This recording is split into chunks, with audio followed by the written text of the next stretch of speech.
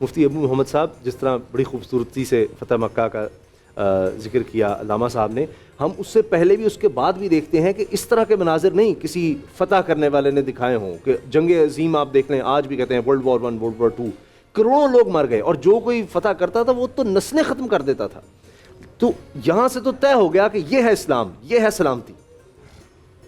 بسم اللہ الرحمن الرحیم. جزاک اللہ، بہت بہت شکریہ. آج کا دن یقینی طور پر مسلمانوں کے لیے ایک بہت عظیم، بڑی خوشی کا، مسرت کا اور روزے کی حالت میں انتہائی فرحت کا دن ہے. اللہ. اور یہ جو فتح ہے یہ زمین کی فتح نہیں، یہ دلوں کی فتح ہے. سبحان اللہ. واہ. یہ اس فتح میں اللہ کے پیارے حبیب صلی اللہ علیہ وسلم نے علاقہ فتح نہیں کیا، مارکیٹیں اور زمین پلاٹ فتح نہیں کیے، قلوب فتح کیے، انسان فتح کی. سبحان اللہ. اس میں دراصل میں ہر سال بہت ساری باتیں کی جاتی ہیں، ٹاک شو میں ہوتی ہیں، کتابوں میں ہیں. بات یہ ہے کہ اس سے ہمیں سبق کیا ملتا ہے. سمجھنے اور سوچنے والی بات یہ ہے کہ ہمیں کیسے فائدہ ملے گا فتح مکہ کے آج 1400 سال بعد. میں اس موضوع پر آنا چاہتا ہوں کیونکہ اگر اس کی تفصیلات میں جائیں گے تو بات ختم ہو جاتی ہے، اور یہ سارے فضائل، جتنی باتیں ہیں، جتنے اس کے متعلق ریلیٹڈ چیپٹر ہیں، وہ سارے کتابوں میں محفوظ ہیں. فتح مکہ کو سمجھنے کے لیے آپ کو حدیبیہ سمجھنا پڑے گا. جب تک آپ حدیبیہ نہیں سمجھیں گے، صلح حدیبیہ کو، آپ کی سمجھ میں فتح مکہ کبھی بھی نہیں آ سکتا. ٹھیک، یہ بڑی راز کی بات ہے. جی. اب صلح حدیبیہ جو ہوئی تو اس میں آپ یہ دیکھیے کہ صحابہ کرام رضوان اللہ تعالیٰ علیہم اجمعین وہ لوگ ہیں جو براہ راست رسول اللہ صلی اللہ علیہ وسلم کے شاگرد ہیں. ان سے زیادہ باریک بینی سے مزاج نبوت کو کوئی نہیں سمجھ سکتا. مگر اس صلح کے اندر بعض شکیں ایسی تھیں کہ خود صحابہ اکرام پر بھی وہ گراں گزری. جیسے ایک شک یہ تھی کہ جی مکہ سے اگر کوئی بھاگ کر ہمارا بندہ مدینے چلا جائے گا تو آپ اسے واپس کر دیں گے، لیکن اور مدینے والا کوئی آئے گا تو آپ اسے واپس نہیں کریں گے. ٹھیک ہے جی. اب یہ بات سمجھنے کی ہے. رسول اللہ صلی اللہ علیہ وسلم یہاں دستخط فرما چکے تھے، سگنیچر ہو چکے تھے، آپ صلی اللہ علیہ وسلم نے معاہدہ کر لیا تھا.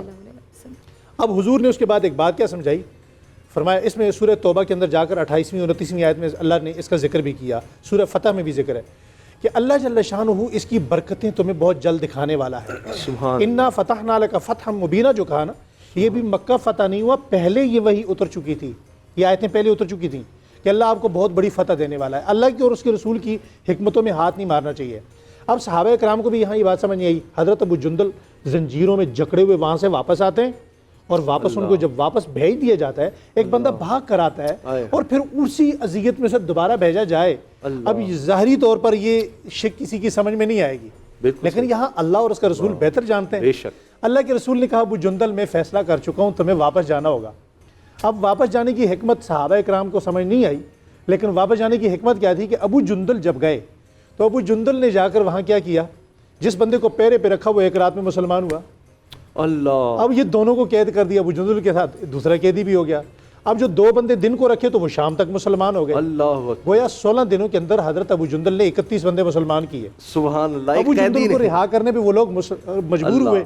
اسی طرح ایک صحابی بھاگ کر ساسا نامی مقام پر جب پہنچتے ہیں، اللہ اکبر کبیرہ، یہ حکمتیں ہوتی ہیں.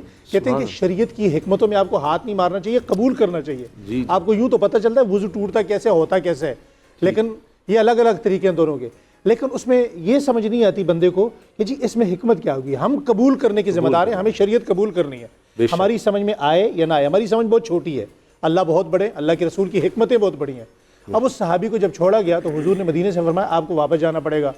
اب وہ تلوار لے کر، انہوں نے کہا میں ادھر سے بھی بھاگا، ادھر بھی آیا. اب وہ تلوار لے کر دریا کے کنارے پہ بیٹھ گئے. اب جو ان کا تجارتی قافلہ آتا گیا اسے روکتے رہے.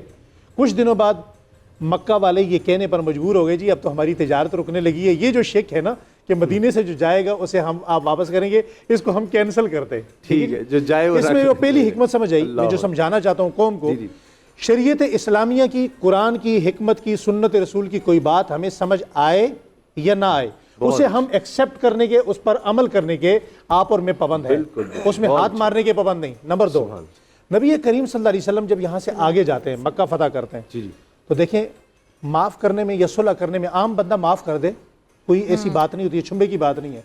اس وقت بندہ معافی دے کہ جب ایک صحابی یہ اعلان کر رہا ہو کہ الیوم یوم الملحمہ، ملحم لحم سے نکلا ہے.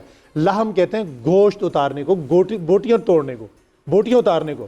اور اس طاقت کے عالم میں کہ جب 10,000 کا لشکر دائیں بائیں چل رہا ہو اور تلواریں جو ہے وہ نیام سے نکل کر چھنک رہی ہوں، ان کی کھنجار کی آواز آ رہی ہو، اور پھر اعلان کیا جا رہا ہو الیوم یوم الملحمہ، ایک دوسرے سے باتیں کی جا رہی ہوں، اور حضور صلی اللہ علیہ وسلم اچانک رک جائیں اور روک کر بلال حبشی کو کھڑا کریں اونچی جگہ پہ، فرمایا بلال اعلان کرو لا یوم یوم الملحمہ، الیوم یوم المرحمہ، آج تو رحم کا دن ہے، سبحان آج اللہ، پیار کا دن ہے، آج محبت کا دن ہے، آج تقسیم کا دن ہے، آج عزت کا دن ہے، آج رسپیکٹ کا دن ہے۔ آپ دوسرے کو معاف اس وقت کریں جب آپ طاقت میں ہیں، جب آپ زور میں ہیں۔ یہ سبق ہمیں ملتا ہے کہ آپ طاقت کے باوجود بھی دوسرے کو معاف کریں، یہ اخلاق کریمانہ رسول ہیں، یہ حضور صلی اللہ علیہ وسلم کے اخلاق ہیں۔ اس کی ایک چھوٹی سی ایگزامپل اسی مکہ کے موقع پر سنیے۔ حضور جب مکہ سے جا رہے تھے نا، شاید میں آخری بات آپ میری طرف اشارہ کر رہے ہیں، حضور صلی اللہ علیہ وسلم جب مکہ سے جا رہے تھے نا تو عثمان بن طلحہ ایک صحابی رسول ہیں، اس کے پاس آئے۔ یہ وہ خاندان ہے، شیبی خاندان اس کو بولتے ہیں، ان کے پاس ساری زندگی مکہ کی چابیاں رہیں اور آج تک ہیں اور قیامت تک رہیں گی۔ ابھی ان کے بیٹے چند دن پہلے ان کی اولاد میں سے جن کے پاس ابھی چابی ہمارے سیالکوٹ میں ہفتہ رہ کر گئے، ٹھیک ہے جی، ہم ان کے میزبان تھے الحمدللہ۔ تو ان کے پاس جب چابی تھی تو حضور نے فرمایا دیکھو آپ کو علم تو ہو چکا ہے کہ ہمارے بہت سارے لوگ یہاں سے مدینہ جا چکے ہیں، اور تمہیں یہ بھی اندازہ ہوگا کہ عنقریب یہاں سے میں اپنے رب کے آرڈر کا انتظار کر رہا ہوں، میں محمد بھی کسی بھی وقت یہاں سے جا سکتا ہوں، تو آپ مجھے ایک مرتبہ موقع دے دو، میں اندر چلا جاؤں خانہ کعبہ میں اور میں خانہ کعبہ کو اندر سے دیکھ لوں۔ تو انہوں نے چابی نہیں دی۔ نبی کریم صلی اللہ علیہ وسلم اس حسرت کو لے کر مدینہ طیبہ چلے گئے۔ بالآخر وہ وقت آیا کہ حضور آج فاتح بن کر آئے۔ اگر کوئی اور فاتح یہاں ہوتا نا، یقینی طور پر اسامہ بھائی اس نے نیچے نہیں دیکھنا تھا، مگر حدیث مبارکہ میں آتا ہے کہ جب حضور صلی اللہ علیہ وسلم مکہ میں داخل ہو رہے تھے تو آپ صلی اللہ علیہ وسلم اونٹ پر بیٹھے تھے، لیکن آپ کی داڑھی اونٹ کے کوہان سے ٹکرا رہی تھی۔ آپ کی عاجزی کا یہ عالم تھا، یعنی آج کوئی ایسی بات نہ آ جائے جو اللہ کو نہ پسند آئے۔ حضور صلی اللہ علیہ وسلم باقاعدہ ایک سالار کی صورت اختیار کیے ہوئے تھے، سپہ سالار تھے ایک بڑی فوج کے، اسلام کی سب سے بڑی فوج کے، لیکن عاجزی کا یہ عالم تھا کہ اونٹ کی کوہان سے آپ کی داڑھی ٹکرا رہی ہے۔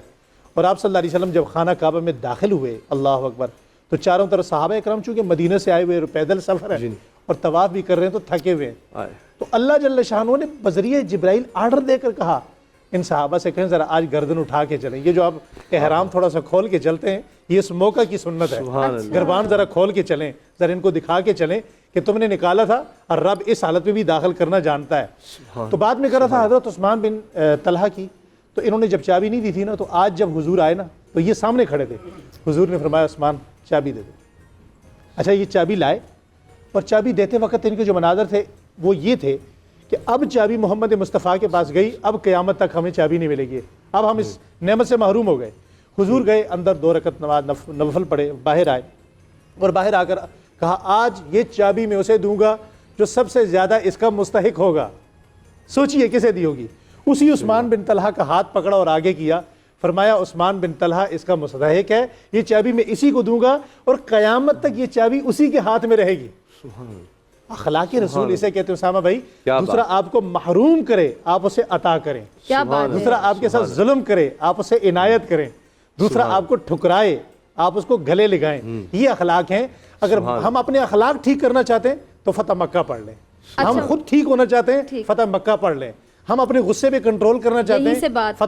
اے نور خدا نور بصیرت کی طلب ہے، رمضان کا صدقہ تیری رحمت کی طلب ہے، مخفی ہیں اسی ماہ میں رحمت کے قرینے، گرداب سے نکلے ہوئے بخشش کے سفیر، گویا ہیں تیرے عشق میں ہم سب برابر، مجلس کو تو گلدستہ فردوس بنا دے، رندوں کو ثنائے شہ لولاک پلا دے، تو شمع قلم کو ید بیضائی عطا کر، بچوں کو تو افطار میں تسلیم عطا کر۔